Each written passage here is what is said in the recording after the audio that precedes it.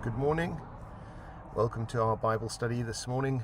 I'm joining you from the A6 on the way to Bedford, and we're looking at 1 Samuel chapter 20. And so looking at this, it's about Jonathan warning David, and it seems to be, in my Bible anyway, one complete thing through to 41, which I'm happy to read.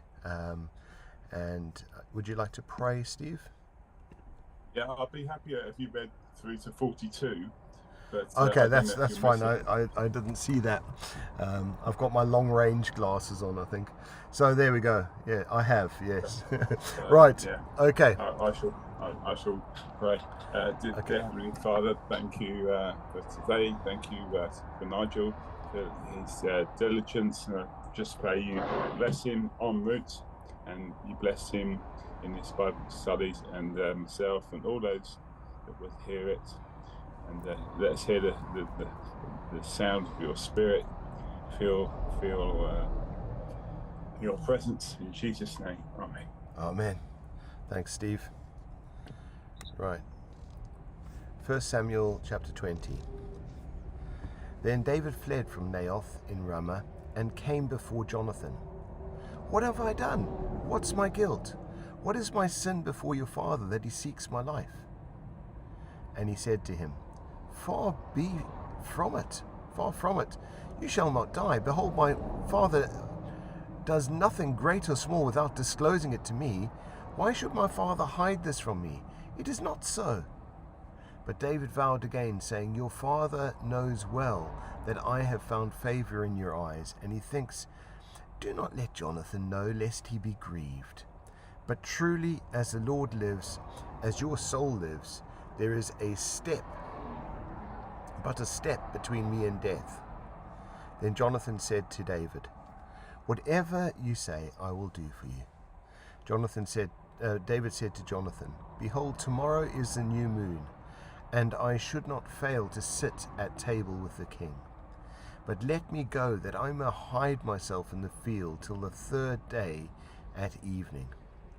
If your father misses me at all, then say, David earnestly asked to leave to run to Jerusalem, his city, for there is a yearly sacrifice there for all the clan. If he says, Good, it will be well with your servant. But if he's angry, then know that harm is determined by him. Therefore deal with your servant, for you have brought your servant into a covenant of the Lord with you. But if there is guilt in me, kill me yourself. For why should you bring me to your father? And Jonathan said, Far be it from you. If I knew it was determined by my father that harm should come to you, would I not tell you?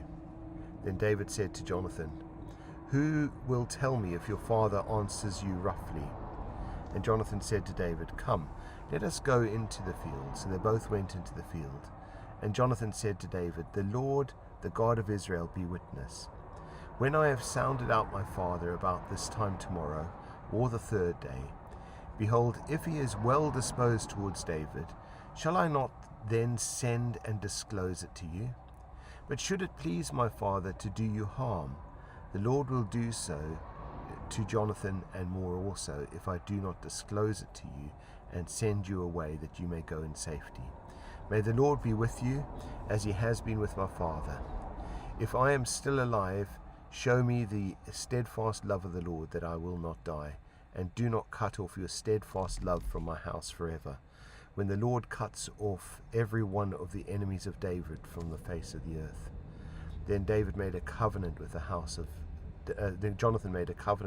of David, saying, May the Lord take vengeance on David's enemies. And Jonathan made David swear again by his love for him, for he loved him as he loved his own soul. Then Jonathan said to him, Tomorrow is a new moon, and you will be missed, because your seat will be empty. On the third day go down quickly to the place where you hid yourself, when the matter is in hand, and remain there beside the stone heap. I will shoot 3 arrows to the side of it, as though I shot at a mark. And behold, I will send the boy, saying, Go find the arrows. If I say to the boy, Look, the arrows are on the side of you. Take them. Then you are to come, for as the Lord lives, it is safe for you and there's no danger. But if I say to the youth, look, the arrows are beyond you, then go, for the Lord has sent you. As for a matter of which you and I have spoken, behold, the Lord is between you and me forever. So David hid himself in the field. When the new moon came, the king sat down to eat food. The king sat on his seat, as at other times, on the seat by the wall. Jonathan sat opposite, and Abner sat by Saul's side. But David's space was empty. Yet Saul didn't say anything that day, for he thought, something may have happened to him. He's not clean. Surely he's not clean. But on the second day, the day after the new moon, David's space was empty. And Saul said to Jonathan his son, why has not the son of Jesse come for the meal either yesterday or today? And Jonathan answered Saul, David earnestly asked leave of me to go to Jerusalem. He said, let me go, for our clan holds a sacrifice in the city, and my brother has commanded me to be there. So now if I found favor in your eyes, let me get away and see my brothers. For this reason he has not come to the king's table. Then Saul's anger was kindled against Jonathan. He said to him, you son of a perverse and rebellious woman, do I not know that you have chosen the son of Jesse to your own shame and the shame of your mother's nakedness? For as long as the son of Jesse lives on earth, neither you nor your kingdom shall be established. Therefore send and bring him to me, for he shall surely die. Then Jonathan answered Saul his father, why should he be put to death? What has he done? But Saul hurled his spear at him to strike him. So Jonathan knew that his father was determined to put David to death. And Jonathan rose from the table in fierce anger, and ate no food the second day of the month, for he was grieved for David, because his father had disgraced him. In the morning Jonathan went to the field, to the appointment with David, and with him the little boy. And he said to the boy, run and find the arrows that I shoot. The boy ran. He shot an arrow beyond him. As the boy ran, he shot an arrow beyond him. And when the boy came to the place where the arrow that Jonathan had shot, Jonathan called to the boy and said, is not the arrow beyond you? And Jonathan called after the boy, hurry, be quick, do not stay. So Jonathan's boy gathered up the arrows and came to his master. But the boy knew nothing. Only Jonathan and David knew about the matter. And Jonathan gave his weapons to the boy and said, go and carry them to the city. As soon as the boy had gone, David rose from beside the stone heap and fell on his face to the ground and bowed 3 times. And they kissed one another and wept with one another, David weeping the most. And Jonathan said to David, go in peace, because we have sworn both of us in the name of the Lord, saying, the Lord shall be between me and you, between my offspring and your offspring forever. And he rose and departed, and Jonathan went into the city. So a fairly long passage, but it takes the next installment. So what's happened is, welcome Tandy, we're in 1 Samuel 20. So am I low volume, Steve? Okay. I'm not sure why. Let me have a look here. I see why. Is that better? It hasn't changed for me, apart from just then. I think it changed to the music setting, did it? No, it changed to the Microphone. iPhone microphone. So, okay, that's fine. So that should be better. Sorry, it went automatically onto this, and that's the problem. But thanks for that, Tandy. So we're on 1 Samuel 20, and we're looking at this. So what's happened is Saul has told Jonathan he's no intention of killing David, and no, as the Lord lives, I'll never, he shall live. It's no problem, But actually, he's lying through his teeth and swearing by God to lie in his lie as well. which shows his disregard for God. And it's a kind of rejection thing. Reject before you're rejected. That kind of approach you very often find. And so you've got this going on, but David is clearly hunted by Saul because Saul sent 3 loads of troops after him in the previous chapter and then went himself. And so you've got this situation where he's clearly not just himself after David, but he's actually using his troops to go after David, and at the same time saying to Jonathan, not letting Jonathan know anything about it. So Jonathan here is trying to find out where his father's opinion is, and this feast brings it home.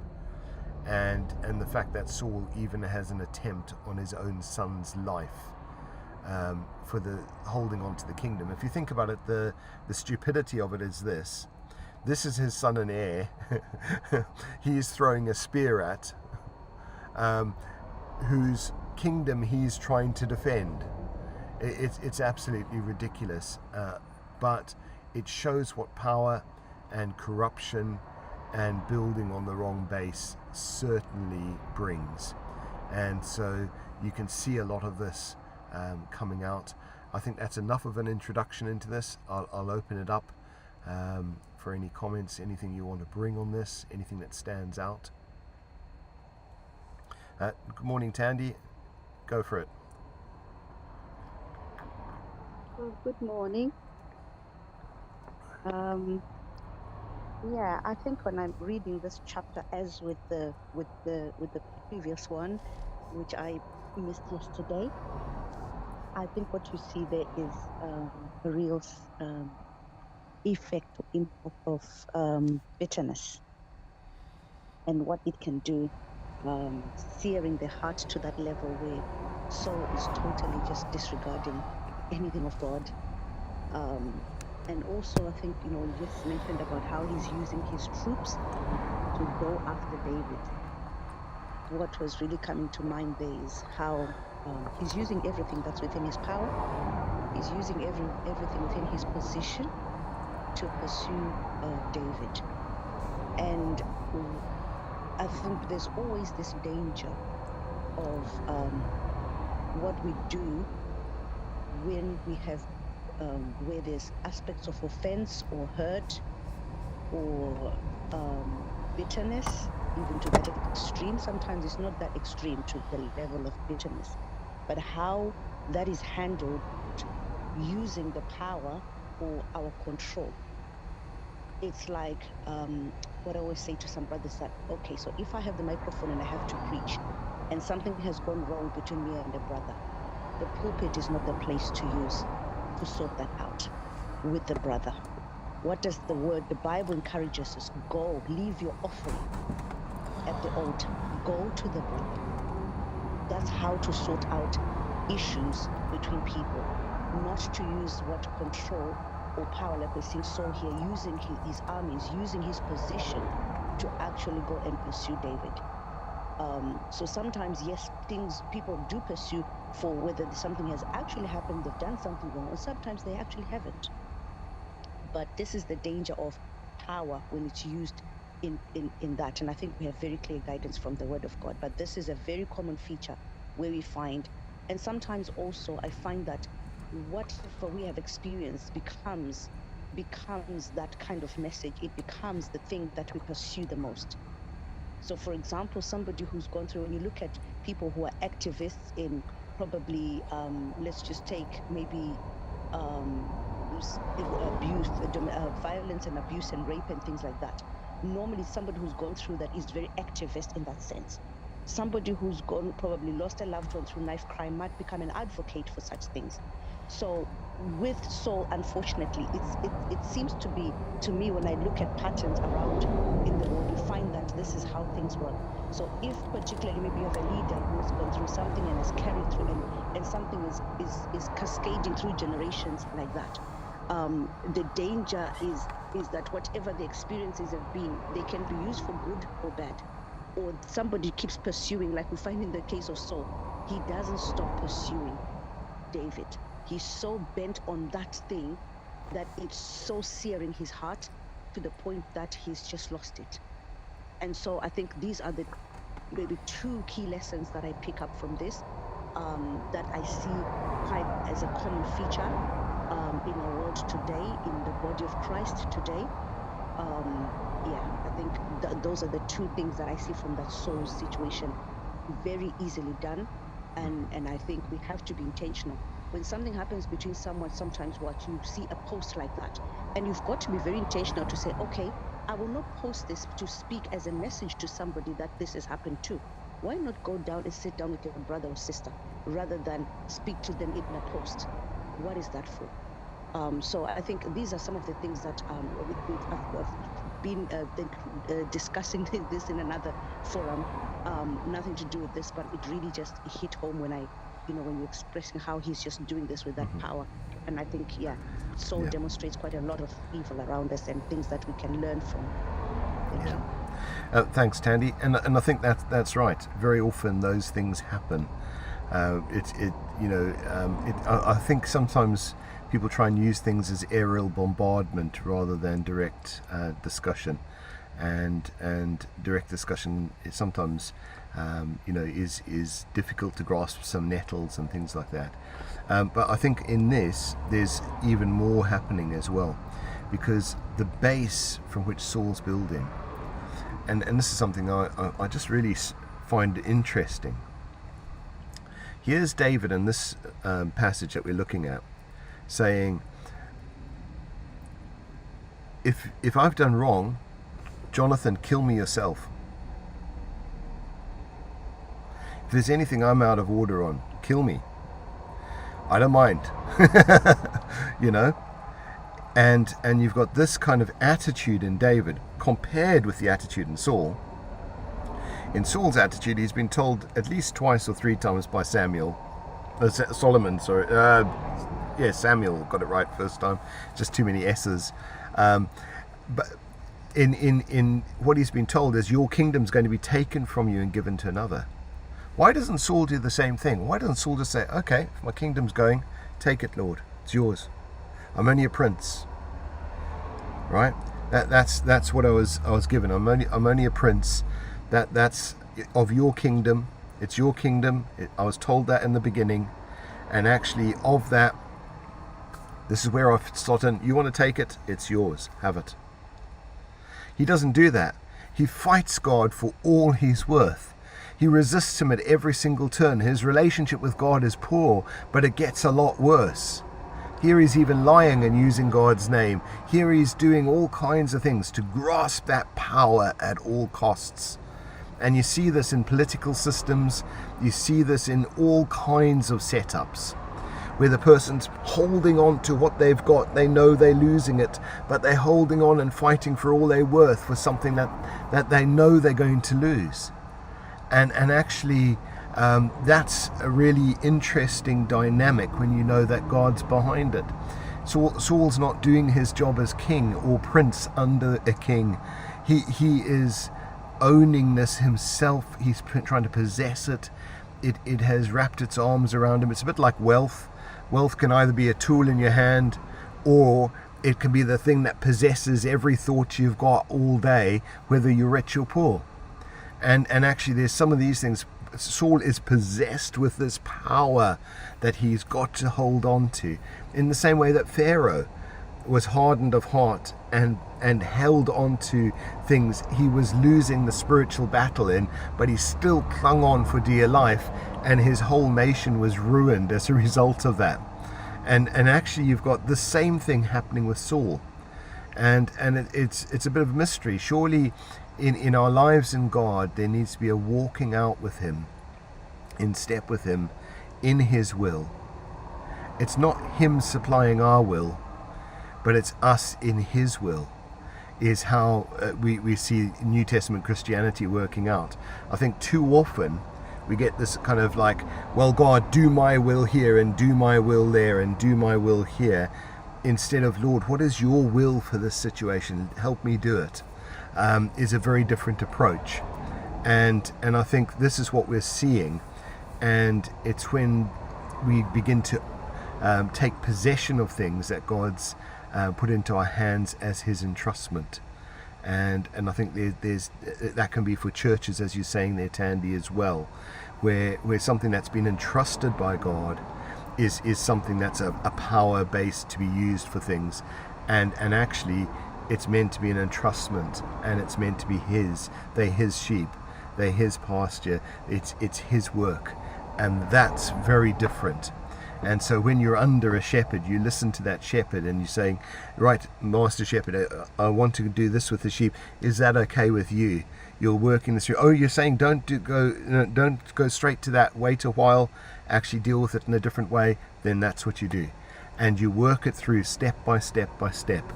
And I think that kind of under shepherds, as you find in 1 Peter, is a really key thing for leaders in Christianity, and I think also for leaders of nations. Lord, all these people, what would you like me to do? That would be a great way. Imagine having leaders like that. That would be fantastic. And actually that's what I think God's after. He's after people after his own heart, people who show his likeness, show his character, show who he is. And I think it's really, really, there's a lot we can learn from these passages. Go for it, Tandy. Oh no, I was hoping I'm coming after Steve. Okay. Yeah, I think I just wanted to add out to the beautiful points you're bringing there, Nigel. I think that, certainly, hearing from God, and then that's how we then move and relate with people. I'm just looking at how how David, begins to inquire, and we come to each other with that heart for that matter. I think that's what's more important, because it is a heart issue. It is a matter of the heart. And he's having this conversation with Jonathan, wanting to really find out and know. And I can just more or less just really, I'm drawn in by that, the genuineness. You can almost feel and touch the authenticity of that. What really have I done? Jonathan wants to know. He wants to know. And I think from this, he can either know that, has really done something wrong. And I think that's a heart of openness. And because there might actually be. What if Jonathan actually says, yeah, but I think this is how far. And then he can learn something. So I like that idea of, that you're saying that leaders need to come, in leadership, you come to God. Whether as a parent, I always like to say leadership is at many levels. We all lead in one way or the other. You could be the firstborn in the family, and you are helping to make out the decisions, the family decisions. You can be making them as a pastor, you can be making them as a parent in the home, as a father. How do we make these decisions? It's important to come back and find out, God, what do you want for my family? God, what do you want for the people that I'm leading? But then come back to the people and make it known. I think sometimes things do go wrong at communication level, or where we don't actually communicate. So God doesn't give us ideas and speak to us in isolation. We have then to come back to someone and say, I really feel the Lord is saying this is how I should approach this. Because silence, or we're not communicating what God is saying to us, then means that we're leaving a gap somewhere, and somebody doesn't know how to interpret what we are not communicating. So I think that's just what I wanted to add with that good communication. So we found that sometimes even there's certain countries that I've always marveled at, and you look and you see these leaders that go out into the community and they actually know how things are working. They just don't wait to be told how things are working, even though they can actually have capacity to send people all over the place on their behalf. They actually go out and meet the people. And I see this is exactly how Jesus led and how he did things. He would be out in the multitudes. He would be seeing that, oh, they're hungry. Now let's feed the 5,000 plus. They are hungry. And this is the example that he would give us. And he would actually see where things are, and as well as he's hearing and he's communicating that. Oh, have you just come here for the food? And sometimes genuinely that's what it is. But he engages in that space according to what he is hearing. So I think that's where sometimes I find there's a lot of disjointedness in things, in the context of I'm hearing from God. But then if you don't communicate what you're hearing from God, it doesn't really help to bring everything together. And that can also be a very just kind of a source of where people are, of offense or whatever, that bitterness and things that just grow that are necessary to grow. I think that's so true, Tandy, and very right. But there are also sometimes, and you'll know this from parenting and so on, in some cases there are things that God shows the timing for. And so I think in this you've got the two reigns of David and Saul. You've got this reign of Saul where people's opinion matters more to Saul than God's opinion. He's focused on what pleases people. He's a people pleaser first and foremost. Everything's got to be how people see him, how he's perceived, how he works, how he's seen. You see a lot of that in him. For David, as you're about to see when he dances, when the ark comes through, he's not too worried how he's seen by the people. He's more concerned with how he's seen with God. I think there's a balance between the two, but we've got to be very, very careful not to step into the land of Saul, where it becomes all about the people. So I knew someone who was a missionary in Argentina, and she said to me, "The need is a call." So in other words, every time there's a need, it's a call. And actually, that's not necessarily right if you look at this, because actually it's what God's calling forth. Yes, the need can be part of that call. Yes, that can all work out. But if there's a balance with this, and so I think in terms of what I'm saying is you're absolutely right. There's that need to communicate what God's bringing with us with others, but sometimes there are things that God communicates that actually are not. So God, when God reveals something, there's a revelation, interpretation, and application, and very often the revelation, the interpretation of that and its application are sometimes personal, sometimes into leadership, sometimes into whole communities. And I think there's a lot of difference in how all that works. So all I'm saying is I'm agreeing with your point wholeheartedly, but at the same time I'm saying there's some other angles on this that sometimes play out and I think are worth considering. Tandy, your hand's up, go for it. I think you've done your camera rather than your mic. Oops, sorry. There we go. I went to the wrong place. Yeah, thank you for that. Yeah, no, I totally agree with you on that angle. But what my point was is not to say necessarily what has God told you. That has, I believe that's not really very important. I think what I'm saying is about leadership. That's or how do we communicate? Because you're talking about leading from how we are, getting that leadership guidance from God, right? So I'm not saying what God said personally to you, because that might just be for you. So even to the children, we might not have enough money for the food. I don't have to tell them the nitty-gritties of it, but I can just sit with them, and God gives wisdom as to how I'm just going to make them.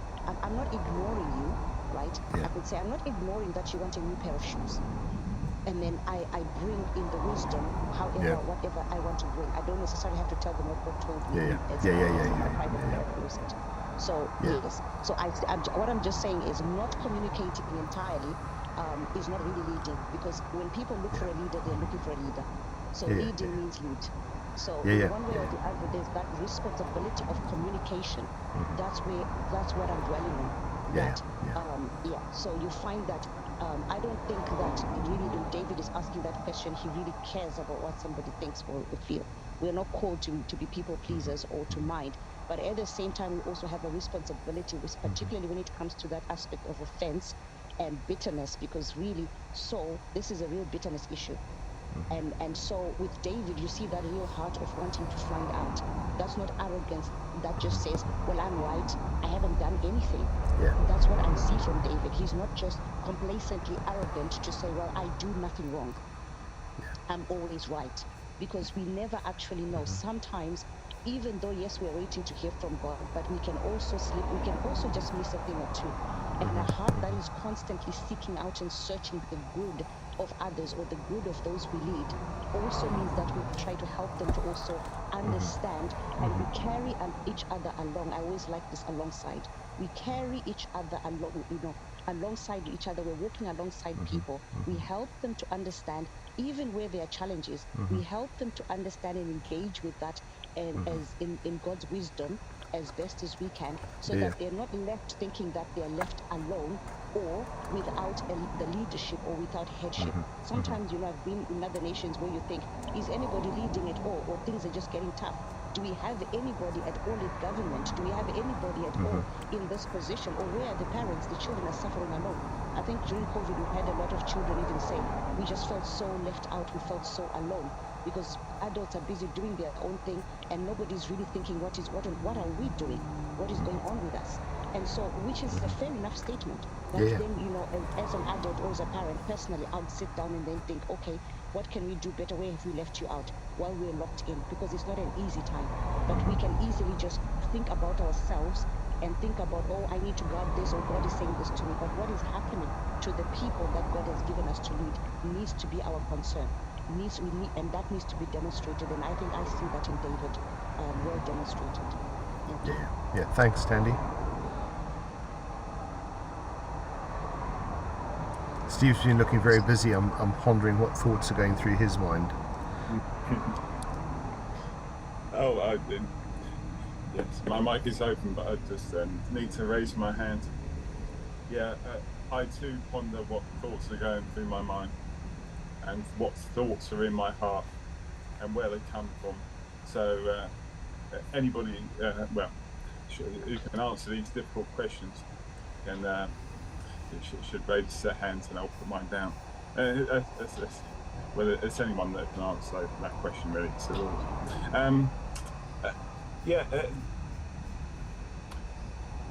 well, this sort of thoughts come that it's been growing, but this thought, we shouldn't ignore the symbolism which will manifest in reality.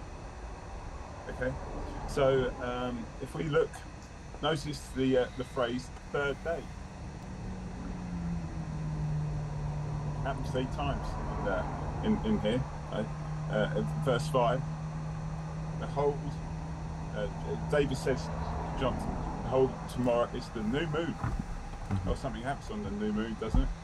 And I should not fail to sit at the table with the king. But let me go and may hide myself in the field till the 3rd day at evening. So basically, he's on the 3rd day. It's like, David's gone, and happens going into 12. It's difficult to follow this and really understand what the motive, and I felt it was, in some ways, David, Jonathan isn't quite, he doesn't want to reveal his truth, but David knows, and actually so does Jonathan. But it is curious, things that he says. Jonathan says, so I'm jumping around, it's so much here, and he said, "Far from it, you shall not die." And we know how it pans out. And this, it's hard to hear how it all goes wrong. We're warned in the New Testament where God is a witness to everything. That's how he's omnipresent, omnipotent. He's all powerful, and so he is the witness to everything. But when you invoke his name, we're warned in the New Testament about doing that, and you see a lot of it. But where Jonathan said to David in 12, "The Lord, the God of Israel, be witness," and then about this time tomorrow, or the 3rd day. See, so you get the point. It all goes wrong in this, because if we zoom down to the end, just following this 3rd day thing happens on the 3rd day in 19. go now quickly to the place, a stone heap. See, a cairn is a stone heap. And anybody followed my travels in the summer with the family, I was like, look at all these cairns. I thought this is the Isle of Cairns. It's like all these stone heaps everywhere. But you know what? A stone heap, it can be a waypoint, or it can be it can symbol a grave as well. It's like a tombstone. So anyway, notice just I'm taking to sort of. Notice too, it's about Bethlehem. That was the first thought really came straight in my head. Anyway, I'll let somebody join in on those thoughts. There's a lot to be said about Jonathan is torn between which father he's serving. Now, we've all got an earthly father, and we should honour them.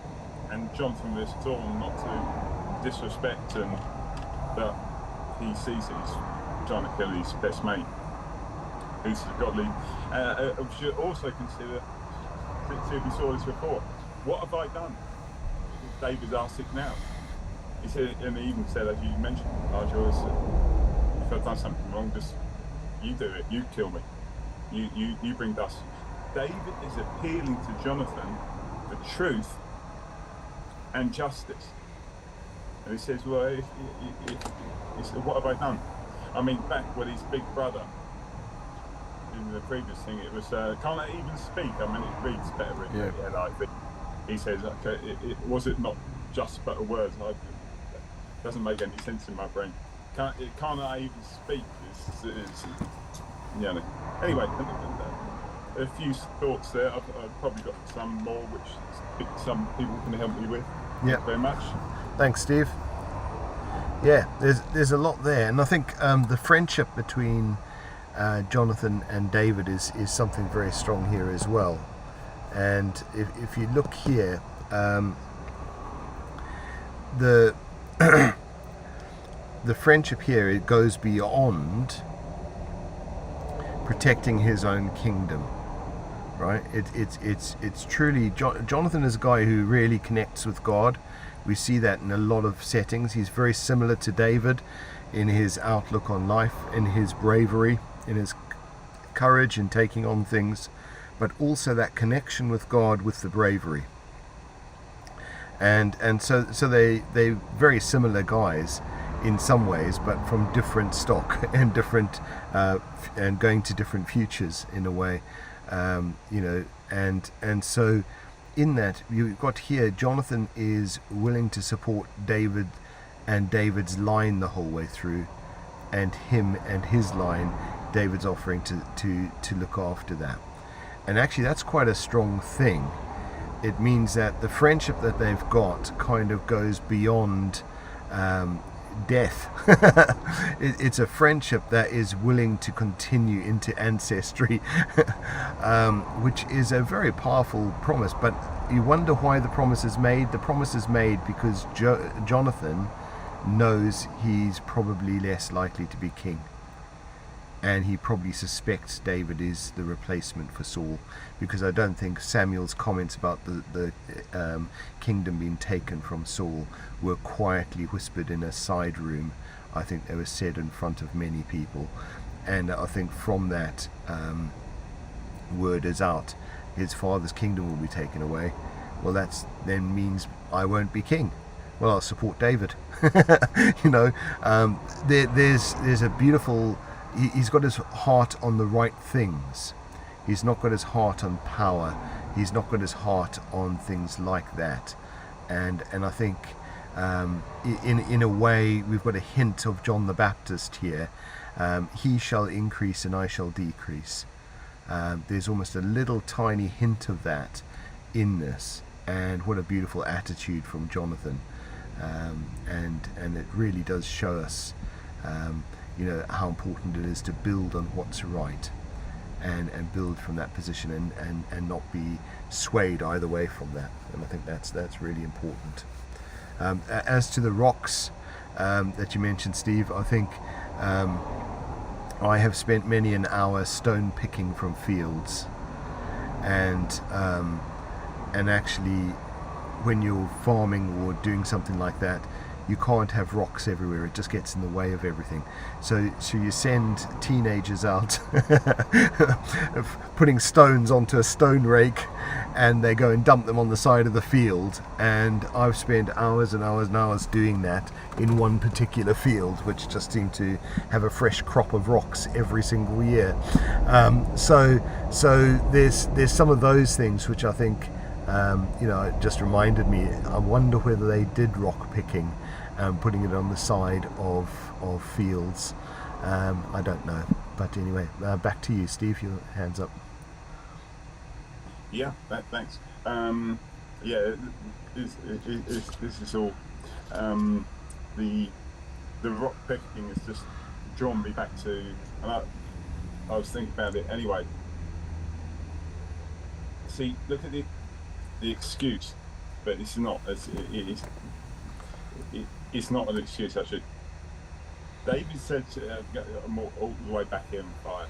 David said to Jonathan, "Oh, tomorrow is the new moon, and I shall not fail to sit at the table of the king. But let me go, that I may hide myself in the field till the third day at evening. If your father misses me at all, then say, David earnestly asked leave of me to run to Bethlehem, his city, for there was a yearly sacrifice there for all the clan." I mean, the Nazarene was not sacrificed in Bethlehem, but there's some. We know that David. I mean, we got hindsight, which is obviously looking for some of these things, but the descendant of David was the sacrifice for his clan, and yeah, he was hid in the rocks. A freshly thing carved out of the rock, wasn't it? Where they rolled the stone away. Mm-hmm. Fresh, was it sepulchre or whatever, the tombstone? Tomb, but it's in it. Yeah, in the rock for 3 days. Mm-hmm. I don't know if I'm overstepping the parallels here, or it said our Lord was in the rock for 3, from Good Friday to the Sunday, wasn't it? Anyway, I don't know how that works. Friday, Saturday, Sunday, but Nigel, explain that to us again. I think it's interesting. The third day's because days finished at sunset, and it was another day, and then so it gets quite interesting when you do it like that. But just looking at this, I'm still stuck with Saul a little bit, in that he was so belligerent, and I'm thinking, where does that belligerence? Where else do you see that? You see it in the devil. He knows his end is coming, and he's fighting for all he's worth because he knows the end's coming. You look at the sort of end of Germany in the Second World War. They fought tooth and nail right to the end. They were losing all over the place, but wouldn't surrender, wouldn't give in, fight.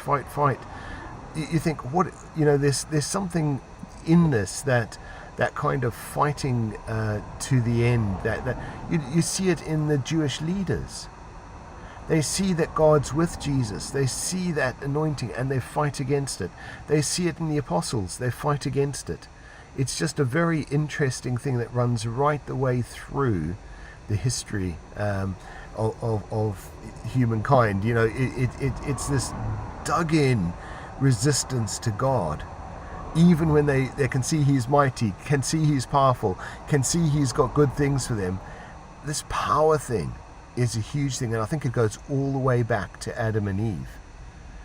There's a power thing there, and these power dynamics are very interesting, and how much we give ourselves to them is also something.